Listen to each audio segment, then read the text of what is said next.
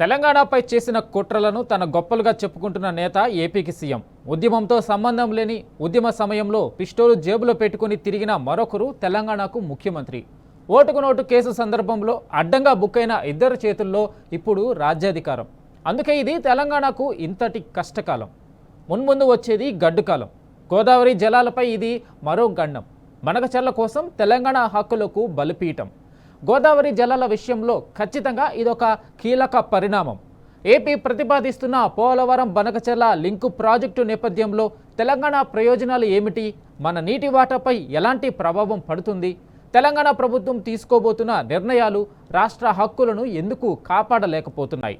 మన హక్కులకు రక్షణ కవచంగా నిలబడాల్సిన గుంపు మేస్త్రి కాడిని ఎందుకు మధ్యలోనే వదిలేస్తున్నాడు?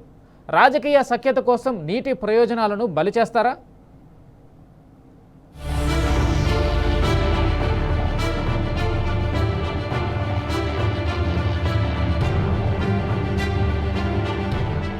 గోదావరి మీద అరాకిరి చేసి చంద్రబాబు నాయుడు ఏపీ ప్రభుత్వం నల్లమల సాగరు, ఈ సాగరు, ఆ సాగరు, అటు గోదావరి దోపిడీ జరుగుతా ఉంటే దాని మీద సప్పులు లేదు. కృష్ణలో ఇంత ఘోరంగా పాలమూరు ఎత్తిపోతల మీద దీని మీద సప్పులు లేదు. మరి ఎవరి ప్రయోజనాల కోసం ఉన్నట్టు రాష్ట్ర ప్రభుత్వం? తెలంగాణ రాష్ట్రంపై వేలాడుతోన్న జలఖడ్గం, ప్రాంతేతరుడి ద్రోహానికి ప్రాంతం వాడి వంత, రాజకీయ దుర్నీతితో రాష్ట్రాన్ని రైతాంగాన్ని బలిపెట్టే ఎత్తుగడ, 6 దశాబ్దాలుగా జరిగిన నీటి కుట్రలు మళ్లీ తెరపైకి, బనకచెర్ల ప్రాజెక్టు రూపంలో తెలంగాణ మిగులు జలాలకు ఎసరు, బాబు కుట్రలకు ఆది నుంచి సహకరిస్తూ వస్తోన్న రేవంత్, తెలంగాణ ప్రయోజనాలను బలిపీఠమెక్కిస్తున్న గుంపు మేస్త్రి, నిర్ణయాలు ఆంధ్రోళ్ళవా మిస్టర్ రేవంత్? ఇదో రాష్ట్ర ప్రభుత్వమా? ప్రభుత్వం ఉందా? నిద్రపోతున్నారా? ఇంతసేపు రియల్ ఎస్టేట్ దందా తప్ప ఇంకోటి లేదా? ఇల్టు భూములు ఎట్లా అమ్ముదాం, పల్టు భూములు ఎట్లా అమ్ముదాం? రాష్ట్ర ప్రయోజనాలు, నీళ్లు, రైతులు ఎందుకు ఒక తట్టడి మట్టి తీయలే? ఎవరు అడ్డుపడ్డారు? మీకు ఎవరు కట్టేసారు మీ కాలను? అటు పైసా పని చేయరు, డిపిఆర్ పంపిస్తే సపోర్ట్ చేయరు. ఇలా చివరికి 45 టీఎంసీ అని రాస్తారు. అంటే ఏం కాబోతుంది? ఎవరో ఒత్తిడి ఉంది దీని వెనుక? ఏం కుట్ర దాగుంది ఇది? ఇప్పుడు వాయిస్ అయితే తెలంగాణకు, మరి తెలంగాణకు ఉన్న ప్రభుత్వం మాట్లాడకపోతే ఇంకెవరు మాట్లాడాలా? తెలంగాణకు గోదావరి జలాలపై ఉన్న హక్కులు కేవలం నీటి లెక్కలు కావు. అవి కోట్లాది ప్రజల భవిష్యత్తుకు సంబంధించిన నిర్ణయాలు. సాగునీరు, తాగునీరు, పరిశ్రమలు, రైతుల జీవనం అన్నీ ఈ జలవనరులతోనే ముడిపడి ఉన్నాయి. ఇలాంటి సమయంలో ఆంధ్రప్రదేశ్ రాష్ట్రం చేపడుతున్న భారీ అంతర్రాష్ట్ర జల ప్రాజెక్టుకు తెలంగాణ ప్రభుత్వం సమ్మతి తెలపడం విషాదం కాకుంటే ఇంకేమవుతోంది? కాళోజీ గారు ముందే చెప్పినట్లు ప్రాంతం వాడే తెలంగాణకు చేస్తున్నటువంటి ద్రోహం, తెలంగాణకు జరగబోతున్నటువంటి ద్రోహాన్ని పసిగట్టి బయటపెట్టి దాన్ని నివారించేటువంటి ప్రయత్నం చేస్తా ఉన్నాం. ఒకవేళ ఆ తప్పు జరిగితే తెలంగాణ నీటి చరిత్రలో ఈరోజు ఒక బ్లాక్ డేగా నిలిచిపోతుంది. గోదావరి జలాల అక్రమ తరలింపు విషయంలో బీఆర్ఎస్ పార్టీ మొదటి నుంచి కూడా ఈ రాష్ట్ర ప్రభుత్వాన్ని అప్రమత్తం చేస్తూనే వస్తుంది. ముళ్ళుగట్టబట్టి పొడిస్తే తప్ప ఈ ప్రభుత్వం నిద్రలేస్తలేదు. అది గోదావరి బనకచెర్ల ప్రాజెక్ట్ అయినా, గోదావరి నల్లమల్ల సాగర్ ప్రాజెక్ట్ అయినా జరిగేది మాత్రం గోదావరి జలాల దోపిడీ, జరిగేది మాత్రం తెలంగాణకు నష్టం. తెలంగాణకు కావాల్సిన నీటి వాటా, ప్రాజెక్టుల అనుమతులు, ట్రిబ్యునల్ అంశాలు, పెండింగ్ వివాదాలు ఉంటే బనకచెర్ల లింకుకు ఆమోదమే అసలు సమస్య. గురుదక్షిణ కోసమే గోదావరిపై ఉన్న మన హక్కులను రేవంత్ దారపోస్తున్నాడు. స్నేహం కోసం సాగునీటి భవిష్యత్తును పణంగా పెడుతున్నాడు. తెలంగాణ హక్కులను కాపాడేలా వ్యవహరించాల్సిన కేంద్రం కూడా రాష్ట్రాల మధ్య రాజకీయ రాజీకి వేదికగా మారుతుంది. ఒకవేళ ఏపీ తెలంగాణ మధ్య అవగాహన ఒప్పందం నిజంగానే కుదిరితే దాని ప్రతి అంశం ప్రజలకు తెలియజెప్పాలి కదా. ఎందుకీ దాగుడు మూతలు, ఎందుకీ దొంగ నాటకాలు?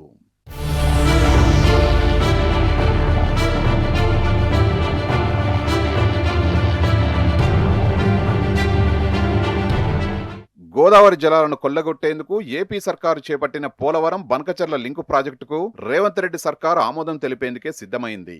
గురుదక్షిణ కోసం పాలమూరు ప్రాజెక్టును పణంగా పెట్టేందుకే సిద్ధమైంది. బనకచెర్ల కోసం మన నీటి వాటాను బలిపెడుతున్నారు గురు శిష్యులు. పాలమూరును పణంగా పెట్టి, మన ప్రాజెక్టులను పడావుగా పెట్టి బనకచెర్లకు దస్కతులు ఇవ్వబోతోంది కాంగ్రెస్ ప్రభుత్వం. బాబు సర్కారు అడుగులకు మడుగులు ఒత్తబోతోన్న రేవంత్ బనకచెర్లకు ఆమోదం తెలుపుతూ తెలంగాణ ప్రజల గొంతు కోసేందుకు సిద్ధమవుతున్నారు.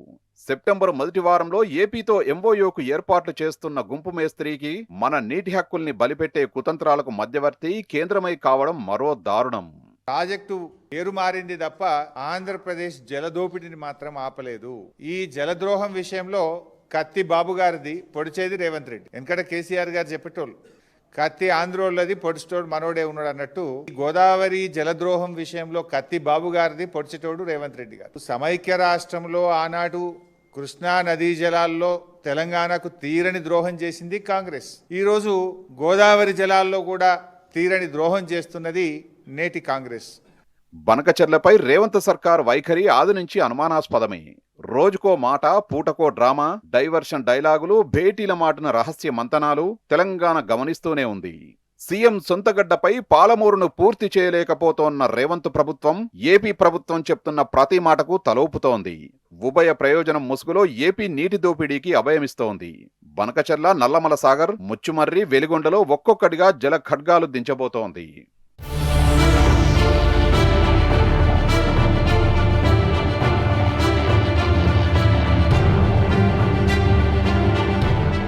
అడ్డంకులన్నీ అధిగమించి 1,00,000 కోట్ల ప్రాజెక్టును అతి త్వరలో ప్రారంభిస్తామని తాజాగా ఏపీ సీఎం చంద్రబాబు చేసిన వ్యాఖ్యలు సైతం అందుకు బలాన్ని చేకూర్చుతున్నాయి.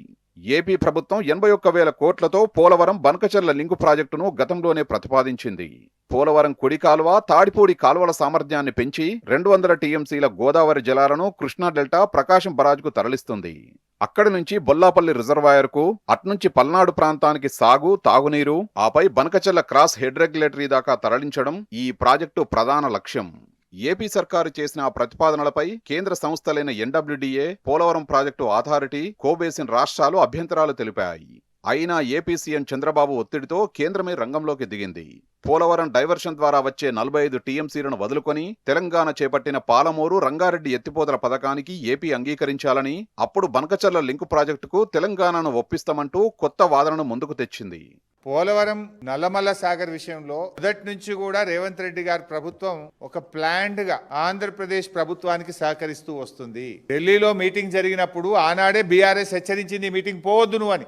పోనంటూనే మీటింగ్ కు పోయిండు. సంతకం పెట్ట అంటూనే సంతకం పెట్టిండు. ఎజెండాలో లేనే లేదని బుకాయించిండు. కమిటీ వెయ్యను అన్నాడు, కమిటీ వేసిండు. సుప్రీంకోర్టులో కేసేవయ్య బాబు అని మేము ఉల్లుగట్టబట్టి పొడిస్తే ఆంధ్రప్రదేశ్ గోదావరి నల్లమల్ల సాగర్ కు టెండర్లు పూర్తయి అవార్డు ఇచ్చి కాంట్రాక్ట్ అగ్రిమెంట్ అయినాక సుప్రీంకోర్టులో కేసేసిండు. పోనీ వేసిన కేసన్న చక్కగేసిండు అంటే తెల్లని విరిట్టేసిండు, మళ్ళీ వాపస్ తెచ్చుకున్నాడు. దానికి సూటు బూట్ వేసుకొని పోయిండు ఉత్తమ్ కుమార్ రెడ్డి సుప్రీంకోర్టు. పసలేని రిట్టేషన్ అంటే నీ న్యాయవాదులకు తెలియదా? అంతా తెలుసు. నువ్వు అందుకే నేను మొదట్లో అన్నా, ఒక ప్లాన్ ప్రకారం, ఒక పథకం ప్రకారమే రేవంత్ రెడ్డి గారు గోదావరి నల్లమల్ల సాగర్ కు సహకరిస్తున్నాడు. గురుదక్షిణ చెల్లించుకునే ప్రయత్నం చేస్తున్నాడు. బీజేపీ, తెలుగుదేశం పార్టీల సంయుక్త ప్రభుత్వం కేంద్రంలో ఉన్నది. 2 రాష్ట్రాల్లో తెలుగుదేశం, బీజేపీలు అధికారాన్ని పంచుకుంటున్నాయి. 200 టీఎంసీల గోదావరి నీళ్లను పోలవరం ద్వారా నల్లమల్ల సాగర్ కు, రాయలసీమ ప్రాంతానికి తరలించేటువంటి ఒక కుట్ర జరుగుతా ఉంది. గోదావరి జలాలను కొల్లగొట్టేందుకు ఏపీ సీఎం చంద్రబాబు ఎప్పటికప్పుడు కొత్త ఎత్తులు వేస్తూనే ఉన్నారు. తొలుత పోలవరం, బనకచెర్లను తెరమీదికి తీసుకొచ్చి ఆ తర్వాత నల్లమల సాగర్గా పేరు మార్చారు. ఆ తర్వాత కేంద్రంతో ఒప్పించి దానిని గోదావరి, కావేరీ నదుల అనుసంధానం పేరిట బనకచెర్లకు మార్గం సుగమం చేసుకునేందుకు సిద్ధమయ్యారు. కేంద్ర జలశక్తి శాఖ మధ్యవర్తిత్వం వ్యవహరిస్తూ పొరుగు రాష్ట్రాలకు సంప్రదింపులకు చొరవ చూపించేలా ఒప్పించారు. ఈ వ్యవహారం మొత్తాన్ని ఏపీ గుట్టుగానే కొనసాగిస్తోంది. ఇంతకు వంత పాడుతున్నది కూడా మన గుంపు మేస్త్రి.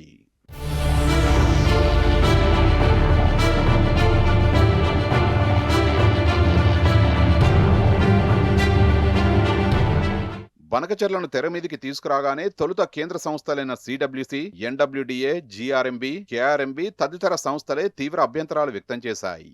తెలంగాణ ప్రభుత్వం సైతం బేషరతుగా వ్యతిరేకిస్తుందని ఇంజనీర్లు భావించగా, అందుకు భిన్నంగా ఏపీతో చర్చలకు సిద్ధమంటూ స్వయంగా ముఖ్యమంత్రి రేవంత్ రెడ్డి ప్రకటించాడు. ఇంజనీర్లు ఎంత వారించినా కూడా అవేవీ పట్టించుకోకుండా చర్చలంటూ ముందుకు సాగాడు. అటు మొదటి నుంచి ఏపీ ప్రతిపాదనలపై బీఆర్ఎస్ పార్టీ రాష్ట్రంలోని కాంగ్రెస్ సర్కార్ను హెచ్చరిస్తూనే ఉంది. ఏపీ కుట్రలు, కుతంత్రాలను ఎప్పటికప్పుడు బీఆర్ఎస్ నేతలు ఎండగడుతూనే ఉన్నారు. బీఆర్ఎస్ హెచ్చరికలు, నిపుణుల ఆందోళనల్ని పెడచెవిన పెట్టిన రేవంత్ సర్కార్ ఇప్పటికీ నోరు విప్పడం లేదు. అంటే ఏపీకి వత్తాసు పలుకుతుందన్నట్టే కదా. జల వివాదాల పరిష్కారానికి కేంద్రం ఏర్పాటు చేసిన నిపుణుల కమిటీకి తెలంగాణ అంతర్రాష్ట్ర నదీ జలాల విభాగం నుంచి కీలకమైన అధికారులకు రేవంత్ సర్కార్ చోటు కల్పించలేదు.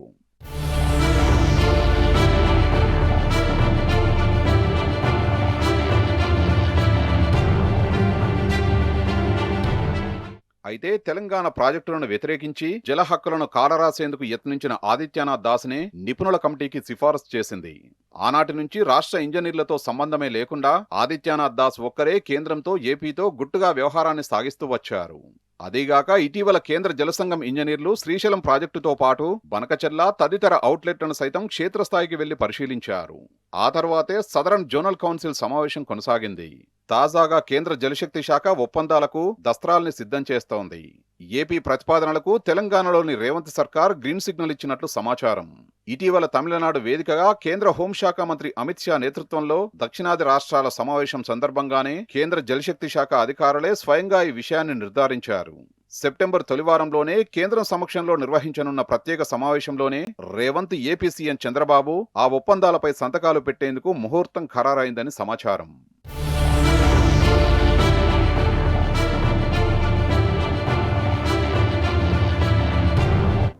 ఇప్పటికే శ్రీశైలం నుంచి పోతిరెడ్డిపాడు ద్వారా కృష్ణా జలాలను దోచుకెళ్తున్న ఆంధ్రప్రదేశ్ ప్రభుత్వం వెలిగొండ ద్వారా మరో 43 టీఎంసీలు కొల్లగొట్టేందుకు సిద్ధమైంది.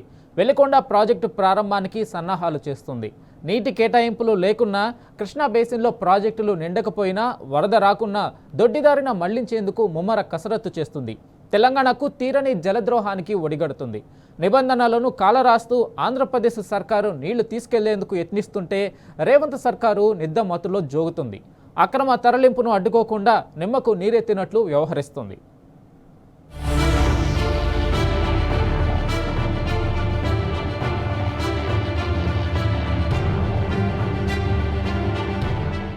ఆంధ్రప్రదేశ్లోని ప్రకాశం, నెల్లూరు, వైఎస్ఆర్ కడప జిల్లాల్లో 4.38 లక్షల ఎకరాలకు సాగునీరు అందించే లక్ష్యంతో పూలసుబ్బయ్య వెలిగొండ ప్రాజెక్టు కోసం 1994లో డిపిఆర్ను సిద్ధం చేశారు.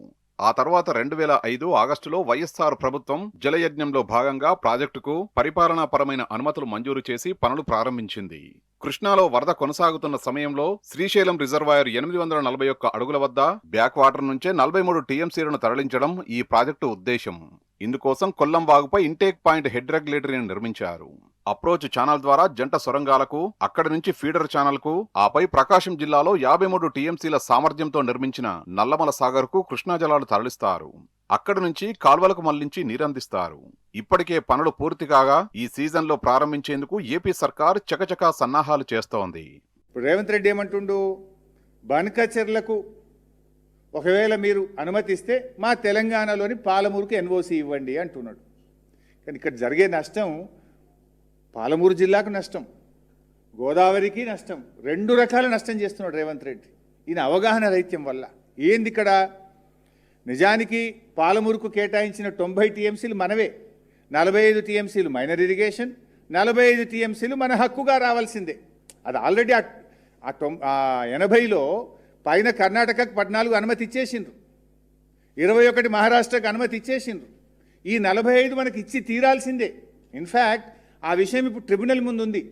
మొన్న బ్రిజేష్ కుమార్ ట్రిబ్యునల్ ముందు మన అడ్వకేట్లు వాదన వినిపిస్తుంటే బ్రిజేష్ గారు బెంచ్ మీద నుంచే అన్నాడు, ఆ 45 మీయే కదండి, నాగార్జున సాగర్ పైన ఉండే భూభాగం తెలంగాణదే కదండి, మీ పరివాహక ప్రాంతమే కదా, ఆ నీళ్లు మీయే కదా, దానికి మళ్ళీ ట్రిబ్యునల్కి ఎందుకు వచ్చిండ్రు అనేటువంటి కామెంట్ కూడా బ్రిజేష్ గారు చేసిండ్రు. సరే, అప్పటి కేంద్ర ప్రభుత్వం కేసీఆర్ గారి పోరాటం వల్ల, కేసీఆర్ గారి ప్రయత్నం వల్ల ఇవాళ ఈ విషయాన్ని ట్రిబ్యునల్కు రెఫర్ చేసిండ్రు.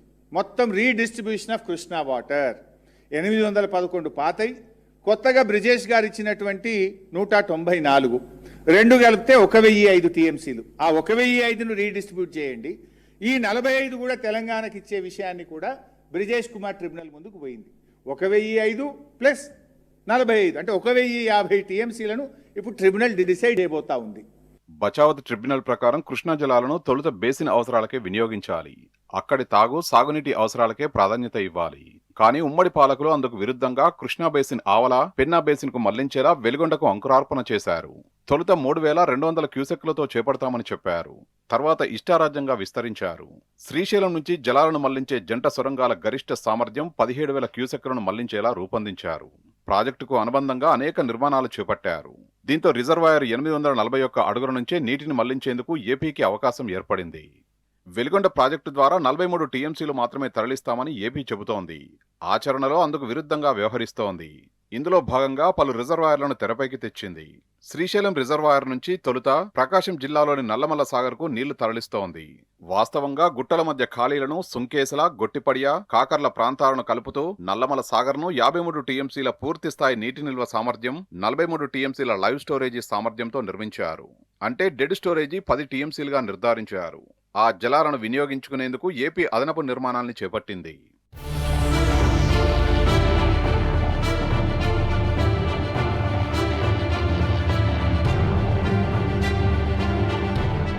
ఇక నల్లమల సాగర్ నుంచే నీటిని తరలించేందుకు 3 బ్రాంచ్ కెనాల్స్ ఉంటాయి. తీగలేరు, గొట్టిపడియ కాలువ, ఈస్టర్న్ మెయిన్ కెనాల్ ఉంటుంది. ఈ కెనాల్పై పెద్దిరెడ్డిపల్లి రిజర్వాయర్ను 1.7 టీఎంసీలతో నిర్మించాల్సి ఉండగా 2 టీఎంసీలతో నిర్మించింది.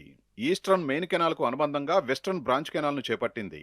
ఈ కెనాల్ కనెక్టివిటీ సిస్టంలో తురిమెల్ల, రాచర్ల, సీతారామసాగర్, రాళ్లవాగు, గుండ్ల బ్రహ్మేశ్వరం రిజర్వాయర్లను నిర్మించింది. వందలాది చెరువులను సైతం లింకు చేసింది.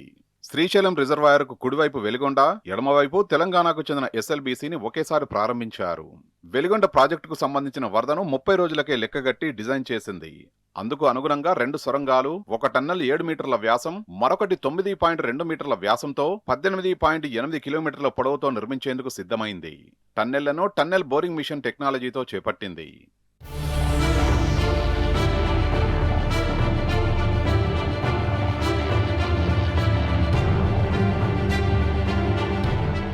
కానీ తెలంగాణకు సంబంధించి ఎస్ఎల్బీసీ ప్రాజెక్టుకు వరద రోజులను 90గా లెక్కగట్టి డిజైన్ చేసి నాటి కాంగ్రెస్ ప్రభుత్వమే ద్రోహం చేసింది. ఒకే రిజర్వాయర్, ఒకే నదిపై 2 ప్రాజెక్టులకు వేరువేరుగా వరద రోజుల్ని లెక్కగట్టడం చరిత్రలోనే ఎక్కడా లేదు. వెలిగొండ ప్రాజెక్టు నీటి సామర్థ్య లక్ష్యం 17,000 క్యూసెక్కులు కాగా ఎస్ఎల్బీసీ సొరంగం నీటి తరలింపు సామర్థ్యం 4,000 క్యూసెక్కులే. ఈ విధంగా తెలంగాణకు పూర్తిగా ద్రోహం తలపెట్టింది. నేడు కూడా కాంగ్రెస్ మళ్లీ తీరని విద్రోహాన్ని తలపెడుతోంది. అనుమతులు లేకున్నా, వరద రాకున్నా వెలిగొండ ప్రాజెక్టును ప్రారంభించి నీళ్లు ఎత్తుకెళ్లేందుకు ఏపీ సన్నాహాలు చేస్తుంటే నిలువరించాల్సిన రేవంత్ సర్కార్ చేష్టలుడిగి చూస్తోంది. శ్రీశైలం నుంచి తెలుగు గంగ ప్రాజెక్టుకు 15 టీఎంసీలు, శ్రీశైలం కుడి కాలువ 19 టీఎంసీలు, మొత్తంగా 34 టీఎంసీలు మళ్లించుకునేందుకు ఏపీకి అనుమతి ఉంది. కానీ వరద జలాల పేరిట హంద్రి, నీవా సుజల స్రవంతి, గాలేరు నగరి సుజల స్రవంతి, మల్యాల, ముచ్చుమర్రి ఇతరత్రా లిఫ్టుల ద్వారా ఇప్పటికే కేటాయింపునకు మించి జలాల్ని తరలిస్తోంది.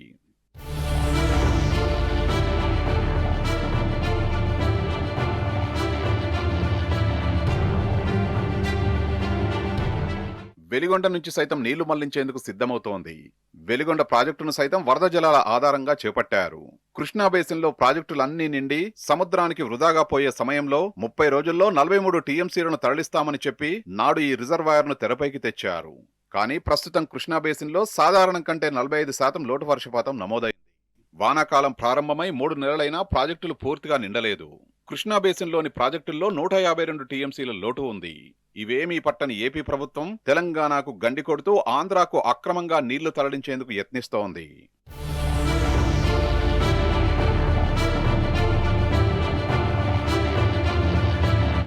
మరోవైపు కృష్ణానది జలాలను ఆంధ్రప్రదేశ్ ప్రభుత్వం చెరబడుతుంది. కృష్ణానది యాజమాన్య బోర్డు కండ్లు గప్పి పెద్ద ఎత్తున నీటి దోపిడీకి పాల్పడుతుంది. వచ్చిన వరదను వచ్చినట్టే తరలించి శ్రీశైలం ప్రాజెక్టు నిండకుండా అడ్డుపడుతుంది. జూరాల నుంచి వచ్చిన వరదను వచ్చినట్టే నింపి ఉంటే ఈ పాటికి శ్రీశైలం గేట్లు ఎత్తేవారు. కానీ చంద్రబాబు సర్కారు వరద ప్రారంభం కాగానే హంద్రి, నీవా సుజల స్రవంతి, మల్యాల, ముచ్చుమర్రి, సుంకేసల, పోతిరెడ్డిపాడు స్టేజ్ 1, స్టేజ్ 2కు వందలాది క్యూసెక్ల నీటిని యథేచ్ఛగా మళ్లిస్తుంది.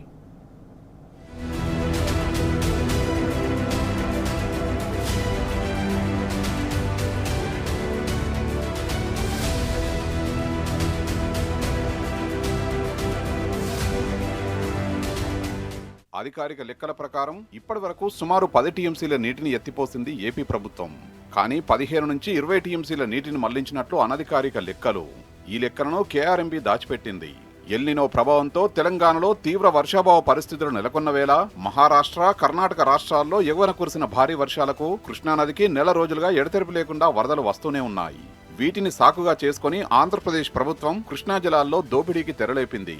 జూలై 25వ తేదీన కర్ణాటకలోని ఆల్మట్టి, నారాయణపూర్ ప్రాజెక్టుల నుంచి సుమారు 50,000 క్యూసెక్ల వరద జూరాలకు చేరింది. ఆ తర్వాత అత్యధికంగా 2 లక్షల పైగా క్యూసెక్ల వరద రావడంతో జూరాల ప్రాజెక్టు మొత్తం గేట్లు ఓపెన్ చేశారు.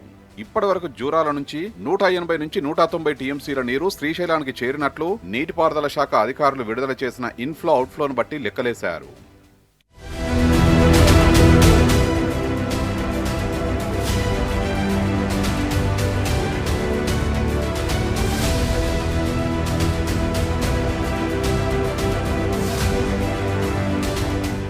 శ్రీశైలం ప్రాజెక్టు పూర్తి స్థాయి నీటి మట్టం 885 అడుగులు, నిల్వ సామర్థ్యం 215 టీఎంసీలు కాగా ప్రస్తుతం 867 అడుగులు 167 టీఎంసీలు ఉన్నాయి.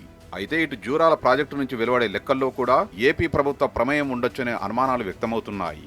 నెల రోజులుగా వరదలు వస్తున్నా మన ప్రాజెక్టులకు మాత్రం ఇప్పటి వరకు 9 టీఎంసీలే ఎత్తిపోశారు. ఇందులో అత్యధికంగా నెట్టెంపాడుకు 2883 టీఎంసీలు, భీమా కల్వకుర్తికి చెరో 1.50 టీఎంసీల చొప్పున ఎత్తిపోశారు. నెల రోజులుగా మోటార్లు ఆన్ చేస్తే ఉమ్మడి జిల్లాలోని ప్రధాన ప్రాజెక్టులకు ఎత్తిపోసిన టీఎంసీలు ఇవి. అదే ఏపీ సర్కారు ఒక్కసారి మళ్లిస్తే పోతిరెడ్డిపాడు నుంచి రోజుకు 8 టీఎంసీలు దిగువకు వెళ్తాయి. మిగతా ప్రాజెక్టులకు మళ్లించిన నీటిని చూస్తే కళ్ళు బైర్లు కమ్మడం ఖాయం.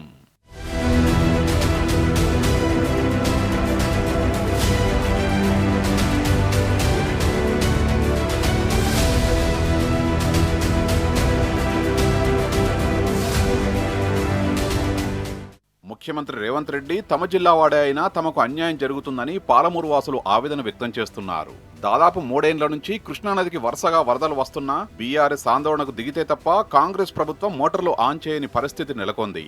అసలే వర్షాభావ పరిస్థితులు ఉండడంతో వచ్చిన వరదను వచ్చినట్టే మళ్లించి ఉంటే మరో 5 టీఎంసీల వరకు సాగునీరు అందేది.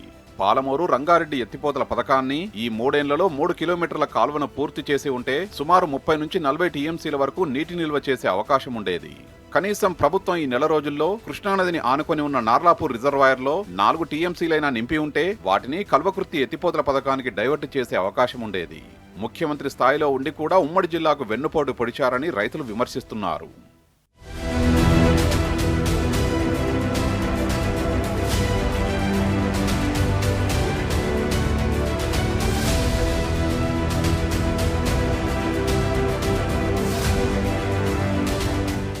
కృష్ణానదికి భారీ వరద వస్తున్నప్పటికీ జూరాల కుడి ఎడమ కాల్వలకు నీళ్లు విడుదల చేయకుండా నీటిపారుదల శాఖ అధికారులు ప్రభుత్వ ఆదేశాలు లేవంటూ మౌనం దాల్చారు.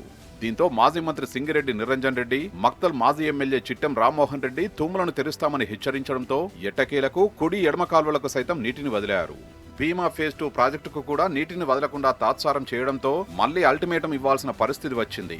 అదే గత కేసీఆర్ ప్రభుత్వ హయాంలో అయితే వరద వస్తున్నట్టు తెలియగానే అధికారులకు ముందస్తు సమాచారం అందించేవాళ్లు. వచ్చిన వరదను వచ్చినట్టే మళ్లించాలని ఆదేశాలు ఇచ్చేవాళ్లు. దీంతో గత 8 ఏళ్లుగా ఉమ్మడి మహబూబ్ నగర్ జిల్లాలో ఎన్నడూ లేని విధంగా ప్రాజెక్టుల కింద సుమారు 10 లక్షల ఎకరాల వరకు సాగు చేశారు. అంతేకాకుండా చెరువుల్ని నింపి ఎప్పటికప్పుడు పరిస్థితిని సమీక్షించేవారు. దీంతో ఉమ్మడి జిల్లాలో మరో 8 లక్షల వరకు సాగై ఏకంగా 18 లక్షల ఎకరాల వరకు రికార్డు స్థాయిలో పంటలు పండాయి.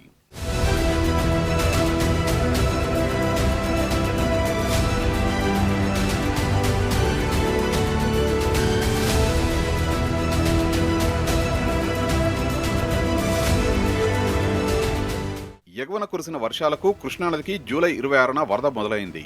అదే రోజు జూరాలకు తాకింది. క్రమక్రమంగా వరద ఉధృతి పెరుగుతుండటంతో ఇటు విద్యుత్ ఉత్పత్తితో పాటు అటు స్పిల్వే గేట్లను ఓపెన్ చేసి దిగువకు నీటిని వదిలారు. జూరాల ప్రాజెక్టుకు ఈ నెల రోజులుగా సుమారు 190 టీఎంసీల నీటిని ఎత్తిపోశారు. స్పిల్వే పవర్ జనరేషన్ ద్వారా వాడుకుని కిందికి వదిలేశారు.